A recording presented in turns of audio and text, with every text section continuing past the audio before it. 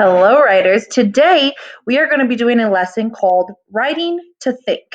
And I want to start today with a little story about a researcher at Harvard, which is a very prestigious college. And this is a professor named Eleanor Duckworth. And she teaches a really well known course where students have to study the moon by observing it for 6 weeks. And then they write a report on the moon. They don't read any books, they don't watch any videos. Um, and they don't have any class lectures. So they're just supposed to go outside at the same time every single night and record their observations. Now, let's pretend that we are at Harvard University and that we are, let's say it's 9 o'clock on a Monday night, and we have our notebooks and we're going to go observe the moon. What would you record? Yeah, these students at Harvard say it's really hard because at first they just open their notebooks and they don't really know what to write. It's like the moon is just sitting there and they see it, but they get especially stuck because they don't get to go to books where there's information. Now, in the end, these students say that they start to notice really little things that they've never noticed before. Maybe the moon is in just a slightly different spot in the sky, or there's a spot on the moon they've never seen before. And then they start to theorize why maybe this is happening. They started just staring up at the moon, but slowly they start to figure things out. And the lesson that this famous professor is trying to teach is how to pursue something and grow your own wonderful ideas. And so, this is what I want to teach you today as well.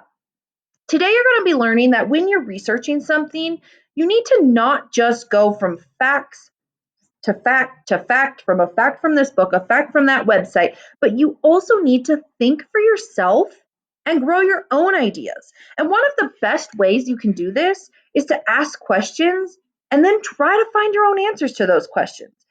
Even if you're not sure, you might be saying, maybe it's because, or I think, I wonder if perhaps. And so your goal today is to really start growing your own ideas around the research that you found. So maps and our research from our stories, they tell us a lot of really good facts. Historians love facts because they give them ideas of how life may have been in the past. And those ideas aren't on the maps and they aren't on the pages until you put them there. So we use these facts almost like a game of Clue to find the mysteries of what life was. Now, I'm going to show you how historians do this by using some thought prompts today. So they might say, this makes me think, or I'm realizing, or this might be important because I wonder if, could it be that, probably they, it must have been, for example, or probably after a while. Now, notice a lot of these aren't 100% sure because they're your own thoughts that you are growing. Now, I want you working on this today.